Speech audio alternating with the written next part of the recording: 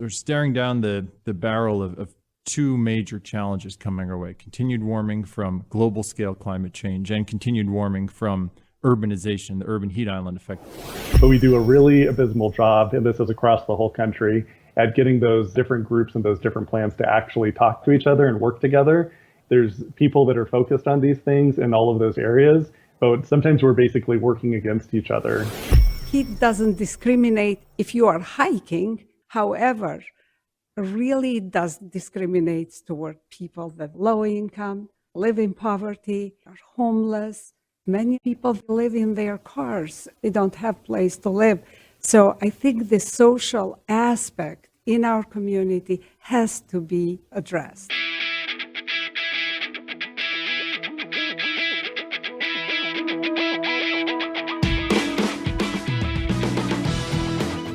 Hey everybody, welcome back to the Vitalyst Spark podcast. I'm your host, John Ford. First and foremost, everyone here at Vitalyst is thinking about every one of you. Wash up, mask up, maintain social distancing please, and keep a heads up for your fellow Arizonans. As COVID-19 cases are increasing significantly in our state, so are our temperatures, and sadly our wildfires. COVID didn't respond to heat, but our natural resources, our built environments, and our health and well-being most certainly do. Heat is a major challenge for Arizona.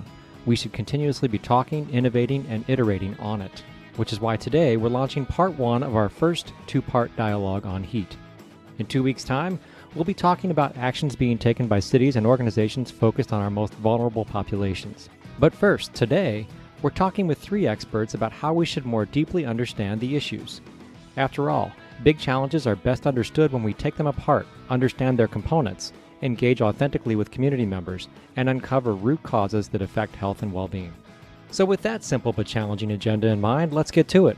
It's time to talk about coalitions, systems, governments, planning, airports, air conditioning, bus stops, communities, and health as things heat up for Arizona in the summer of 2020.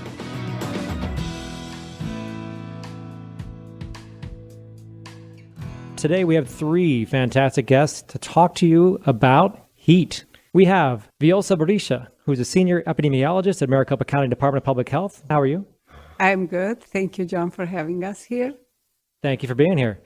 And we also have Mr. David Handula from Arizona State University. He's an assistant professor at the School of Geographic Sciences and Urban Planning. David, how are you? John, doing great. Thanks for facilitating the space to have this conversation. Thank you for joining us. And from the University of Arizona, no fighting please between universities, we have Ladd Keith, assistant professor of planning and sustainable built environments. Ladd, how are you? Good. Thanks for having us. I look forward to the conversation. Ladd, there's this thing called the urban heat island effect. What is it and why is it important to understand? The urban heat island is the idea that the way that we build our cities and operate them creates a hotter environment than the surrounding countryside and kind of rural areas. A lot of the research was originally done in more temperate climates. And so actually in places like Phoenix in the desert, it's not so much an island as hot spots and cooler spots because some of our desert areas are less vegetated too. And we use a lot of irrigated aquifer water to create vegetated areas in the city, which makes them sometimes cooler than the surrounding countryside. But the general idea is the way that we build our cities traps and creates more heat than the surrounding areas and certainly puts vulnerable populations at higher risk. David, I used to work with some folks in California who told me that in the LA basin, there are 29 different climate zones. Is Arizona like that? LA is complicated climatically and geographically because of all of the topography. There are high places, low places, places that are near the ocean, places that are farther from the ocean. And we're missing a lot of those ingredients for the urban heat recipe here in Phoenix.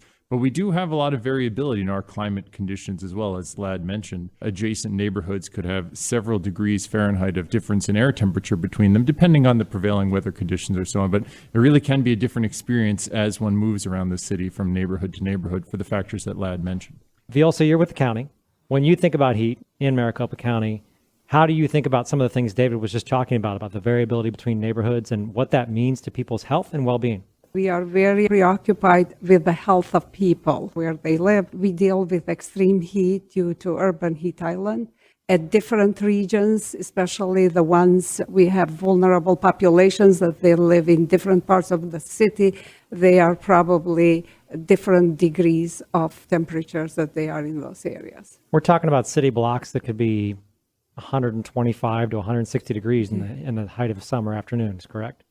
When we look at images of the land surface that are measured from satellites or maybe taken from a helicopter with a thermal camera, we can see differences on the order of magnitude that you're talking about, 10s, 20s, 30s, 40-degree Fahrenheit difference in the temperature of the surface. And you can see it clear as day if we have a place where there's old pavement, which is degraded in color, it's become a little lighter. That turns out to be a lot cooler than a fresh coat of dark pavement, which really pop on these very impressive images that we look at of the surface temperature patterns in the city. It's really striking. Lad, David just brought up cooling pavement, which the city of Phoenix is starting to test. There was just an article about it last week.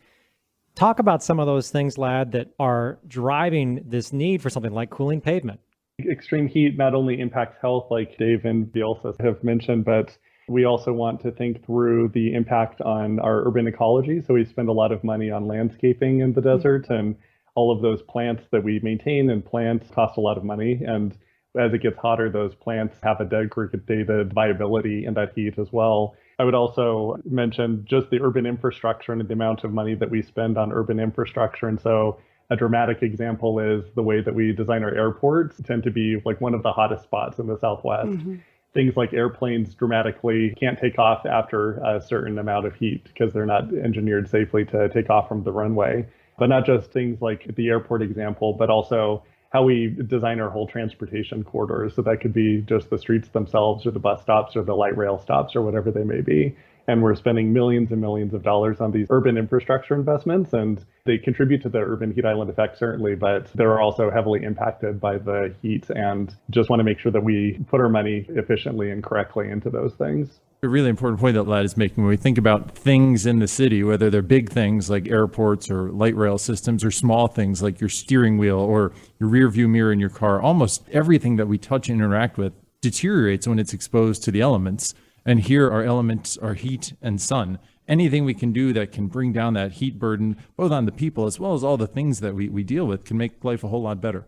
Were we just stupid when we built cities this way? Or did we not understand the idea of the urban heat island effect before, and it's new to us now? I think it's a continuing process of discovery. I'd say it's the latter more so than the former. This is something we've known about scientifically for more than 150 years now, and there's evidence that we've understood this even going farther back in time. Anytime we congregate people together for any reason, it's warmer there than it is where we don't have a congregation of people, even in the absence of buildings, transportation systems, and so on. You know, when you're in a clump of people, it gets a little warm in that clump of people. And we're talking about the urban heat island. We're talking about that phenomenon on a much larger scale.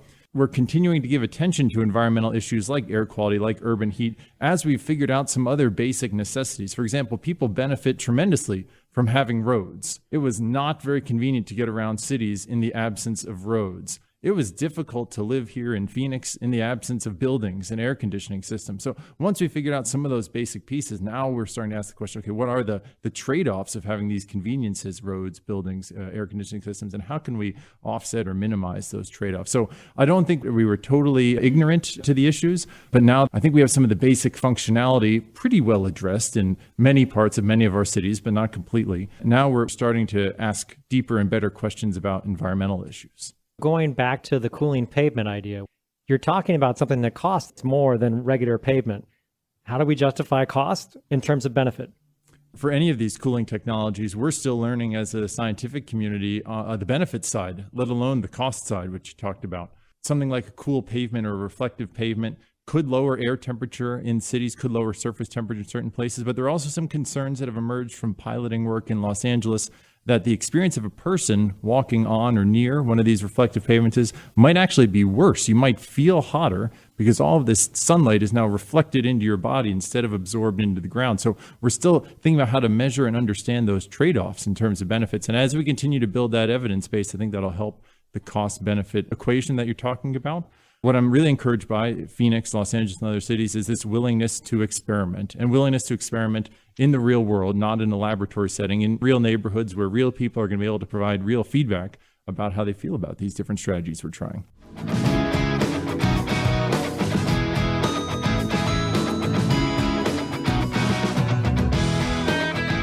Bielsa, epidemiologically speaking, talk about the impact of heat in Maricopa County and how it's being measured and what we're seeing. So in Maricopa County, we have been doing heat surveillance since 2006, looking at the health of people and who is being affected, how they are being affected. It's interesting that from 2006, including 2019, we had 1,491 confirmed heat-associated deaths, which is increasing over the years. For example, we used to say prior to 2015 that less than 100 people on average, they die in Maricopa County. And now the last 4 years, we have been talking about the average of 179 cases every year.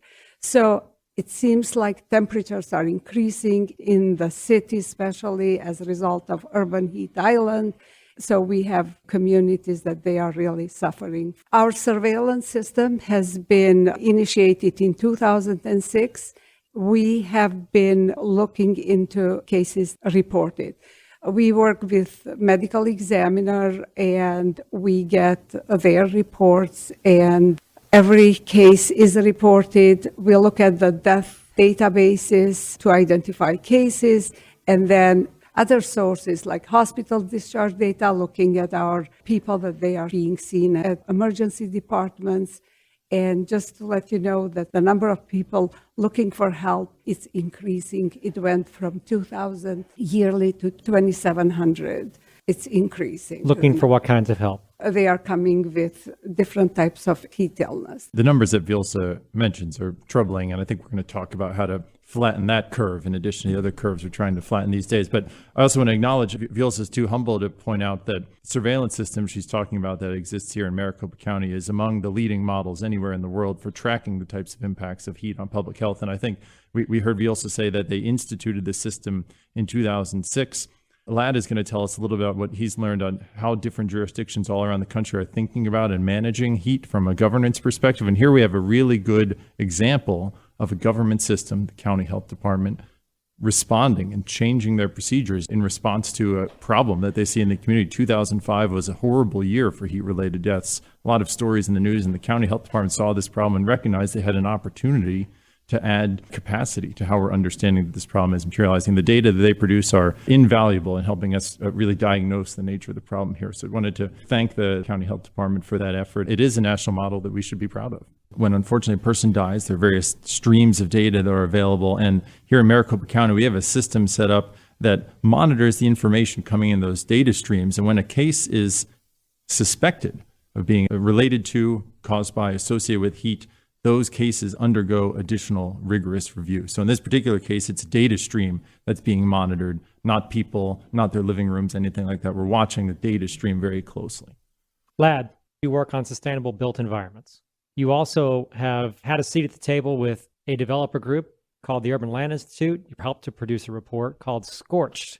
Talk about how you're working with businesses, developers, governments to try and create more sustainable built environments. Dave mentioned before that we've known about the urban heat island effect for over 100 years. It was documented for the first time as far back as 1818. Something that surprises people, though, when you start talking about extreme heat and the urban heat island is that it's only recently that we've really started seriously looking at it from kind of a built environments perspective. And so my colleague Sarah Miro and myself did a review of urban planning papers on extreme heat and found that 60% of those papers were written in the last 5 years. So you can imagine it's kind of coming to the forefront. Certainly in the public health world, it's been recognizing the impacts for a while, but on the built environment side, it's a very recent development.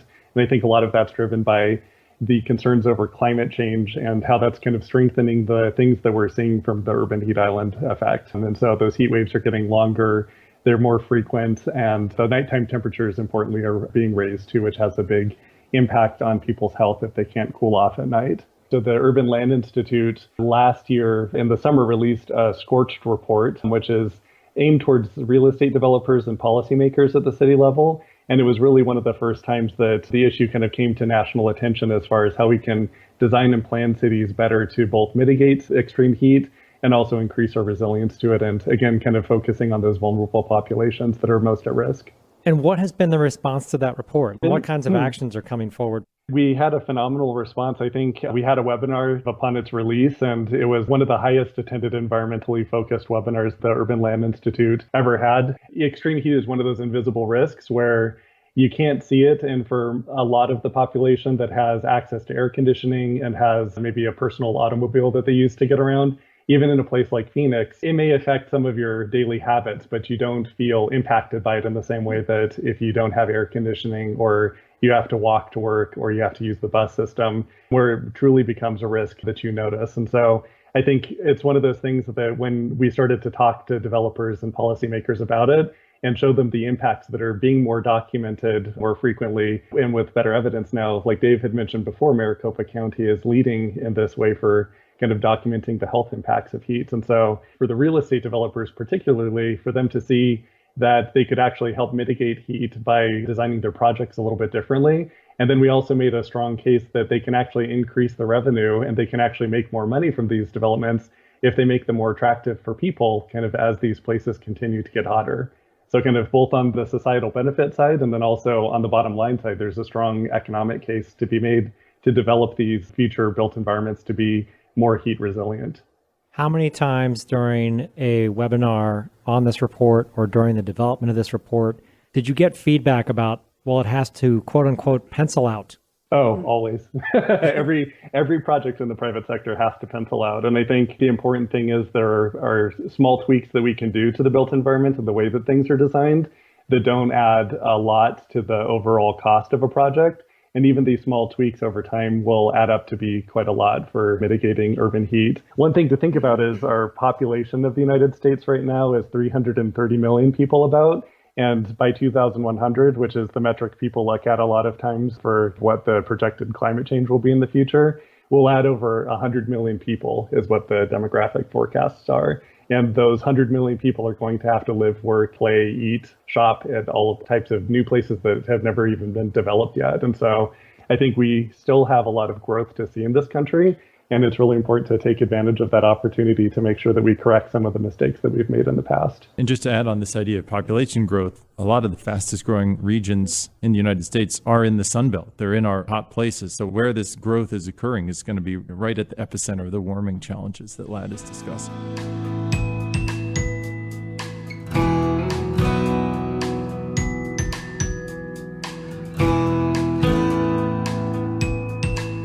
So Ladd was the first one to bring up climate change.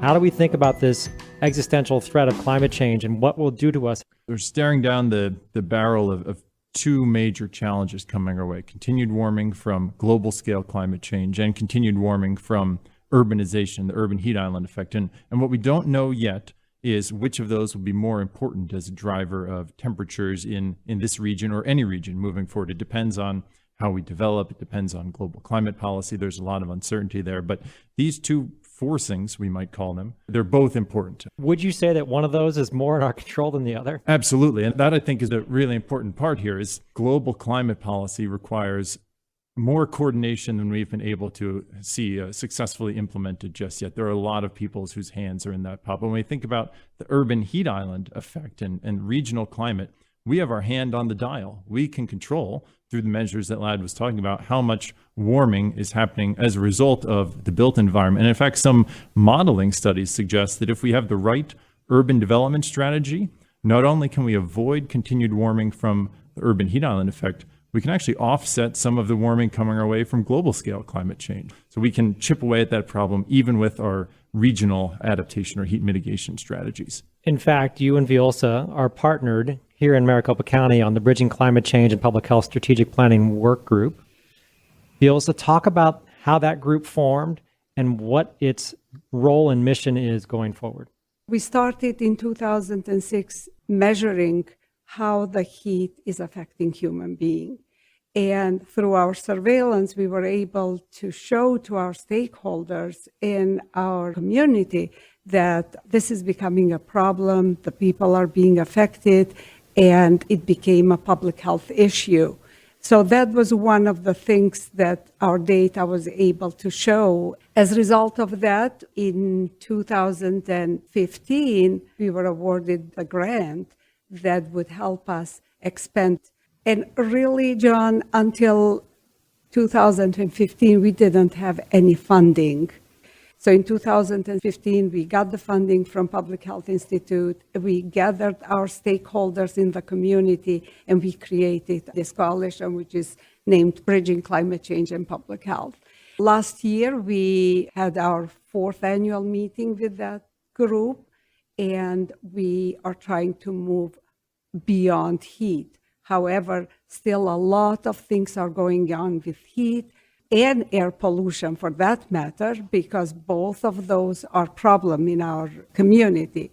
And on top of that, now COVID added, so that made more difficult too. David, this group has been together since 2015. Like you said, Viola had just had its 4th annual meeting. And now there's a formulation of what we want to see over the next 3 to 5 years. Talk about some of the highlights of that, both of you. I think one of the important roles that this initiative plays is just bringing together a community to talk about these issues. As Viola mentioned, that there's not a lot of funding for this work, and it's not necessarily a plea for more money to build things, although we absolutely need that. But right now, we just need people to think and talk about these issues. There are very few Violas out there when we look across cities, but there are very few folks who spend a lot of their time thinking about heat and related sustainability challenges, and that makes a big difference. So this group, which is largely volunteer-oriented that Viola is talking about, has provided a space to have some conversations about what we want to see moving forward. And some of the key themes that have emerged are similar to many strategic plans we'd see across all sorts of initiatives. Having a unified communication strategy. There's been a group working to develop communication pillars and principles for us talking about climate-sensitive hazards. Coordinating research. There's a lot of research out there about heat in Phoenix, heat in Arizona, impacts of heat on public health. We didn't really have it coordinated anywhere. So there's a breakout group that has been focused on coordinating research activities. And even just recognizing and elevating positive activities that are happening has been an important part of the strategic plan. The Bridging Climate Change and Health Work Group launched a Celebrating Champions, Recognizing Champions initiative that's provided awards to community members and organizations who are demonstrating environmental stewardship, thinking about climate-sensitive hazards, and so on. So I think the elements of our strategic plan are not unique to a strategic plan, but they're one of the first formulations of how to apply some of those principles to climate. Lad, honestly, I think this Bridging Climate Change and Public Health Strategic Planning Work Group was formed just so that the Maricopa area could catch up to Pima. You guys have done a lot of work for a lot of years. In Pima, there's probably been more almost cultural and natural affiliation with the idea of attacking the urban heat island, of making sure that rainwater is harvested. You guys have led the state in water recharge. Talk about the things that Pima County is really excelling at as it relates to heat and the other impacts of heat.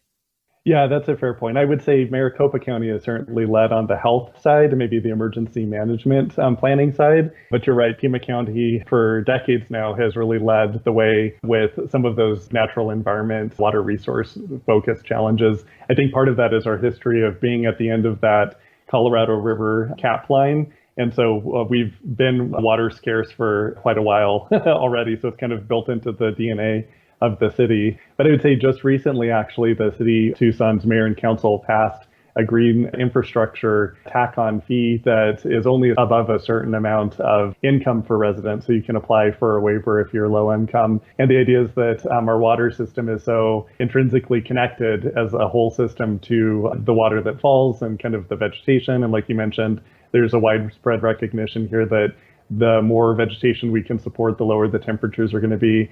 It's a fee that's connected to the water bill, but it's going into and promote more green infrastructure throughout the city of Tucson. And that's one of the first in the country of its kind. So that's pretty exciting to see.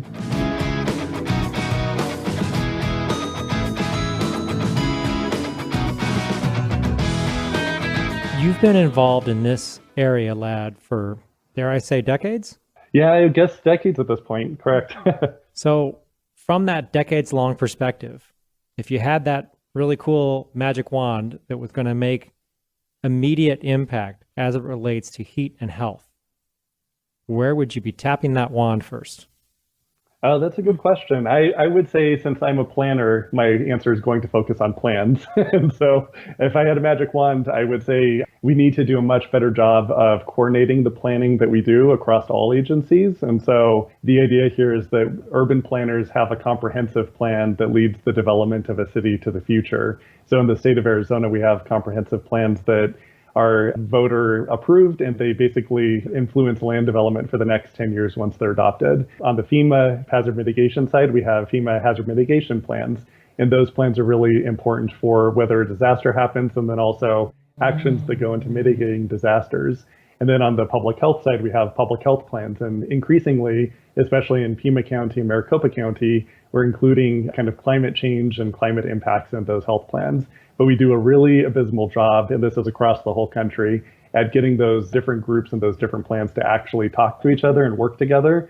There's people that are focused on these things in all of those areas, but sometimes we're basically working against each other. And so we might be encouraging one kind of development in one place that if you talk to the public health folks would say that's a really vulnerable population. We should really be doing something different to help mitigate the heat that's in that area. And unless we get those groups together and talk together about these things, we'll kind of keep planning in different directions. And I think particularly with decreasing government resources to focus on these things, we're really going to have to be more efficient and kind of more cooperative with this. And Lad, as you look out across the country and the different places that you have worked besides in Arizona, do you see examples of that type of collaboration and coordination, or is this something that everybody has to reinvent? Yeah, it's across the board. And one reason for that is that we don't have a good governance structure for heat in the United States. It's easier to explain what we have good governance structures for first. And so I would say if you look at flood risk, we have a national FEMA floodplain mapping system that has insurance tied to it. So every community has that FEMA floodplain map, and those planners can kind of look at that and help encourage development away from those areas that have highest floodplain hazard. Many counties and larger cities have floodplain manager staff, so have complete staff that are dedicated to avoiding flood risk and things like that. If you look at extreme heat, we just don't have the same kind of legal or governance structure across the country. And so there's not necessarily like a extreme heat manager in different cities. My colleague Sarah Miro and I did a survey of cities on heat, and we found that only 6% of those cities that responded had anybody on staff that was even designated as the person to think about heat. And that's probably overrepresented over the actuality of across the country who's actually focused on extreme heat. I'd say the one place outside of Arizona that I've seen do a good job at this, and partly because they are larger and they do have more resources, is New York City actually does have a staff person that has a policy focus on extreme heat, and their job is entirely bringing together all of those different departments that are working on heat issues and making sure that they're moving in the same direction on that. To give another example of a good governance model, as Lad mentioned, one I've heard him talk about many times is air quality as well. We have national standards for air quality, and if cities are not complying with those standards, they're at risk of losing considerable funding for transportation and other resources. And just echoing what Lad said, that we have a real absence of anything like that in the heat world. And we don't necessarily have the optimal model for what heat governance should be yet, but we're just taking baby steps right now in that direction. There's a lot of work that we need to put our foot on the accelerator for figuring out what our national, state, local governance models should be for heat. An insurance market exists for flood risk. Hundreds of millions of dollars are in play for complying with air quality standards. And if we don't achieve our heat goals, there's a bad article in the newspaper. That's the consequence right now. We need to do better. So there's still a magic wand on the table, David. Is that what you would wave yours for? I really want to wave that wand, but especially looking at some of the local headlines this year, I think I would wave my wand in the direction of let's fix some of our underlying social problems. If we could take care of poverty, hunger, homelessness, substance abuse, if we could take care of those four, and if you have that wand, that would be fantastic. I think we could eliminate 75, 80% of our heat illness and death cases. There are certainly others that don't fit into those criteria, but when we look at the situation happening in downtown Phoenix right now, where we have folks camping on a hot parking lot, perhaps better than nothing, but that's not a good solution. The reason that we need cooling centers, and they can be valuable if they're kind of advertised appropriately and accessible to people. But the reason that our society needs cooling centers is kind of an admission that we don't have safe housing for people that has the safe thermal security that they should have in their own homes. And so I think that's a great point, that our society as a whole is just not built to protect people from risks like heat. And I would say all climate risks as a whole, but particularly heat, just because it is invisible. And because those of us that do have air conditioning and don't get the same exposure to it, don't necessarily feel it the same way in our daily lives. Fiolsa, the wand is still on the table for you. Well, actually, I would like to come to the point where we have zero deaths. This is unacceptable having so many people, as David mentioned, living in parking lots and not having main essential social needs met. That's something that we need to work on. We need to meet the people where they are and work with them, let them know how we can help them, showing them the ways how they can protect themselves. Vilsa, if Maricopa County had an extreme heat event that lasted, say, 10 to 14 days, temperatures over 115 degrees, through the data and the surveillance that you've done, could you almost predict where you might see adverse effects leading up to and including death? Yes, based on the data that we have so far, definitely they will be affected people in vulnerable areas where we don't have greenery, people that are homeless, people that don't have air conditioning. 40% of our deaths occur indoor. People still think that everyone has an air conditioning. Well, still there are neighborhoods in our community that don't have even air conditioning or any cooling system. Based on our surveys that we have done throughout the years, 15% in our community, even if they have air conditioning, they can't afford to have the air conditioning on night and day. With increasing temperatures, we don't have cooling temperatures during the night that they used to before. So definitely those are things that we need to keep thinking about. People may have the air conditioning. Some of them, they can't afford to pay for air conditioning, or most of them, their air conditioning is broken and they can't even repair.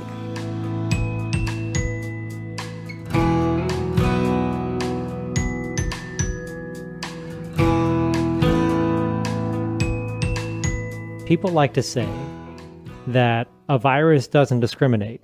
And yet with COVID, what we've seen is absolutely people of color and people living in poverty are absolutely suffering more. People might say the same thing about heat. Heat doesn't discriminate, but it absolutely does. Or if heat doesn't, then somebody is. Heat doesn't discriminate if you are hiking.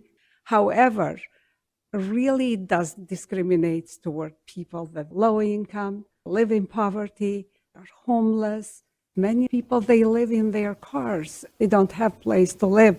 So I think the social aspect in our community has to be addressed. I agree with Vilsa that heat might be the most discriminatory killer when it comes to the patterns that we see, but what a messaging challenge this exposes. And I think there's an interesting example at the Grand Canyon where there are a number of heat illness cases every year, and there's a poster of a very fit, strapping man. The sign says something like, this person had heat exhaustion, or, even if you feel like you're Superman, you're still at risk. And what Vilsa said, I agree with 100%. Anybody can be hit by heat, but it tends to hit more often in certain communities or for people who have certain characteristics, which is important for us to be aware of as part of the response and planning community, while also messaging that everybody is vulnerable in a certain way.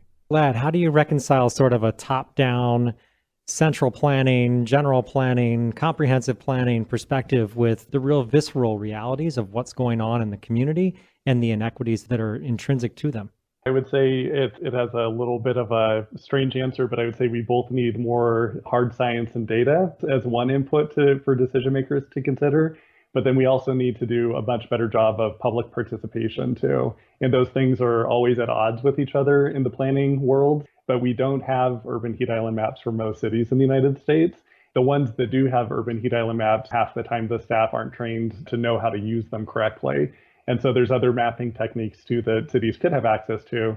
Usually the cities that do have access to heat data that they can actually use are the ones like the University of Arizona has Tucson as its kind of home city, so we get a lot of attention here. And then up in the Phoenix metropolitan area, you have Arizona State University. But one of my concerns is there's thousands of communities across the country that don't have those institutions that are available to provide them with that data. So that's one area that we need to improve on. But then on the other hand, we've always done a really bad job, and this is kind of across the country again, at inclusive government at the local level. And so public participation is something that we need to do a much better job of so that we have both the data, but then we're also actually listening to people and listening to their experiences when we do go through these land use changes and create the built environment of the future. So we need to listen to the residents of those neighborhoods and not just come and plop down a bunch of trees if that's not what they actually want and if that's not what they actually need. And I've seen a couple of projects where the outside folks trying to do good suggest trees to the neighborhoods, and the residents instead beg for air conditioning, which was mentioned before. But for them, they don't want trees and they don't want shade. They actually want the air conditioning and kind of the means to pay for that air conditioning. And so I think listening to those communities and listening to what they actually need is really important. Also, there's a famous anecdotal story that gets told about the woman who goes to see her doctor, and the doctor says, "You've got to take this blood pressure medicine to lower your blood pressure." And she said, "If you really want to lower my blood pressure, you would pay my utility bill." That's what people are having a hard time. I think that's something that we need to address. This is what and I agree totally, we need to ask people what their needs are and meet them where they are and try to address their needs that way, work with them, educate them. We do have resources. We do have cooling centers in our county. Unfortunately, due to COVID, the number has dropped because of the isolation and so on. However, based on our surveys that we have done in the past, we find out that almost half of the people don't know where those cooling centers are or what the cooling centers are. So we need to really work with people and educate them, give them the tools. I agree, we need planning, we need research. Thanks God that we have people that they are working on those areas and so on. But we need more action, we need more solutions. Those are the things that they are most needed right now. And I think this education element can be a two-way street. And Lad, to go back to what you were saying about inclusive governance, learning what the perceived problems are and what the recommended solutions are by the residents who are experiencing this heat most severely every day. I think that's absolutely where I should be listening to. And we were really fortunate here in Maricopa County, thanks to support from the Vitalyst Health Foundation, to engage in a project with the Nature Conservancy, the Maricopa County Department of Public Health, and community-based organizations that was called Nature's Cooling Systems, where we had the chance to sit down with residents because of dedicated funding that's not otherwise available, had the chance to sit down with residents in their neighborhood at a time that was convenient for them, in literally their language, in the place where they're going all the time, and learn about hotspots in their community, cooling resources in their community. And just to give an example of this bi-directional education, we've been talking with cities around here about shading bus stops for many years, how to prioritize. We've had a lot of conversation about bus stops. And in one of these neighborhood workshops, residents consistently identified an intersection on the map and said, this is really the problem bus stop. We need something here. And in the back of my mind and a few of the other, quote, research experts who have been engaged in this transit conversation, we knew there's no bus stop there. What's going on? There's some sort of mismatch. Well, it's because there's no official city bus stop there, but that's where the children congregate to get on the school bus, which just had not been part of the conversation thus far. So while there's absolutely broad public education that's needed about heat symptom recognition and so on, there's continuing education that needs to happen for the practicing and research and professional community as well about where the needs are in the community. And right now, as Lad was mentioning, as you also mentioned, we just don't have the resources to have those conversations in as rich and consistent of a manner as we need to. It's really educating the community, but also educating ourselves and learning from the community. Really, Nature Conservancy project showed that, because it was amazing. In 3 different neighborhoods we worked, and those 3 different neighborhoods that they had solutions in different ways. And the solutions don't always sound like heat solutions. I remember one particular neighborhood, it was the timing of the intersection crossings. Yep. That was really perceived to be one of the big problems. Not something that's necessarily on the heat checklist that you're talking about, but of course it makes perfect sense once we think about it. It's amazing what you learn when you ask. Absolutely.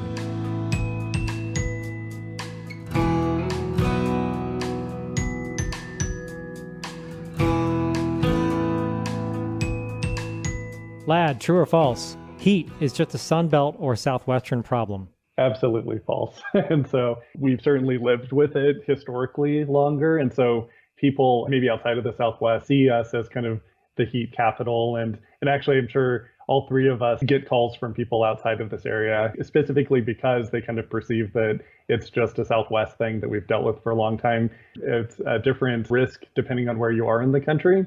And so although we do have a higher adoption of air conditioning use. I would say there's certainly more concern in temperate cities, and those could be Portland, Oregon, through New York City, through Chicago, Illinois, that historically haven't had to have air conditioning. And as the temperatures continue to rise, both again due to urban heat island and to climate change, the threshold that was comfortable for is no longer the climate that people are living in. And so you're seeing places like New York basically having to do complete air conditioning adoption. And so I think it's a different type of risk, but that it's no longer just a Southwest risk at all. And that brings different challenges as these cities in different areas that haven't necessarily historically thought about it are having to focus on it for the first time.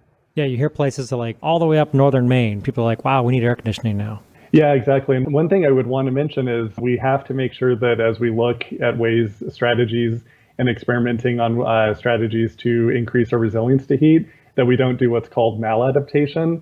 So we want to make sure that we do evaluate those outcomes from those experiment projects, whether it's cooling pavement or whether it's low-income air conditioning assistance programs. We evaluate those outcomes to make sure that we're not actually contributing more to climate change. One thing that New York City is concerned about, and I've worked with them a little bit on extreme heat, is that as they try to provide low-income assistance for air conditioning, they are also trying to meet a net zero carbon goal in the future. And those two things don't necessarily go together, because for equity reasons, you want the lower income populations that don't have air conditioning right now to have access to them. But as you make air conditioning more widespread in New York City, you're going to increase your greenhouse gas emissions. And so what they're trying to do is also build in older apartment building kind of retrofits to make them more energy efficient so that they can drive down those carbon emissions. I think a lot of the strategies that cities may take for heat mitigation, if we're not careful, may actually end up contributing more to the problem. Not to mention the exasperating realization that every air conditioner pushing cool air into a dwelling is pushing hot air out into the environment, right? Exactly. Viosa, true or false? Heat issues are different than air issues, water issues, socioeconomic issues, education, food, or health. It's false. So false. So false. No, it's not. I mean, all of them, they go together. How do you think about health through all those lenses and then bring it back into heat? If social issues are resolved, we can overcome easier. I'm not saying that only social issues, they play a role, but definitely we can overcome them if social issues are bad. Dave, you might notice a pattern here. True or false? We have all the answers when it comes to climate change and heat. Are there any lifelines available? Yeah, the answer is absolutely false. On that one, that we have a lot of learning to do, both as an academic community. I come as a humble academic. We are searching for answers. I think the public is searching for answers. Our colleagues in the health profession are searching for answers. But that doesn't mean we're completely ignorant or clueless right now. We have some ideas about some strategies that are effective both for protecting people from health and addressing climate concerns, whether it's your choice of travel mode to get from one destination to another, choice to check in on a neighbor on a hot day to see how they're doing. We know that there are simple measures that can be effective both in the adaptation side, coping with our climate challenges, and the mitigation side, reducing our climate challenges.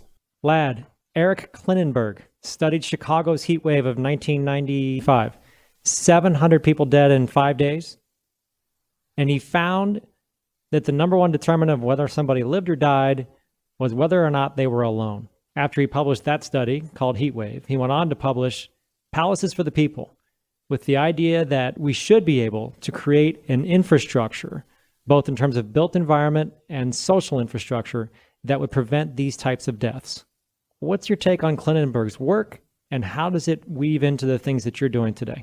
He did a great job of highlighting the issue of that Chicago heat wave that you referenced and bringing it to the forefront in very stark terms of how discriminatory those heat deaths were during that event. And I think he did absolutely lay out some solutions that unfortunately were largely ignored across the country. And so, again, I'm not sure why it's taken up to this point in history. And again, referring back to the fact that we've known that cities are hotter than the surrounding countrysides over 100 years now. And then even after that Chicago disaster, still the last couple of years that cities, both on the research side and the practitioner side, have really started to wake up to the fact that heat has detrimental impacts, and we need to find those strategies and solutions to deal with it better. And so it's a little bit of a lost opportunity that we didn't start making those changes immediately after he published that book and kind of brought some of those challenges to light. So David, here we are in the midst of a pandemic, rolling into the hot season, here in Arizona, which everybody had hoped might actually diminish the impact of the virus. It's very clear that's not happening. How do we address heat during a COVID-19 pandemic? What's been troubling to see is that some of our common strategies for responding to heat are impacted by the coronavirus. And the one that comes to mind most clearly for me and many others that I'm reading about is cooling centers, where we've been very proud to have a rich network of public facilities that are available for congregating in during hot weather. Well, congregating is not a recommended activity right now. And in fact, many of the public buildings that serve as cooling centers are not even open at this time. So we've seen a considerable reduction in the capacity of our regional heat relief network because of coronavirus. Those facilities that are open now have extra resources dedicated to health screening when folks come in, providing distancing. It's a more expensive and intense operation to have a COVID-ready cooling center. So the downside is that our capacity has been reduced. The upside is that we're having a lot of conversations about how to do this work that we were never having before. There's been a weekly phone call that's been stood up to allow the cities to talk to one another, to exchange best practices, ideas, and we're hearing evolution from one week to the next, how cities are thinking about different issues. Can we handle and distribute water bottles or not? Maybe we weren't so sure about this before, but now we've got it figured out how to do that. So while I'm troubled and worried, like many of my colleagues, about what the heat impacts will be because of coronavirus, also encouraged to see perhaps some innovation catalyzed by these difficult circumstances.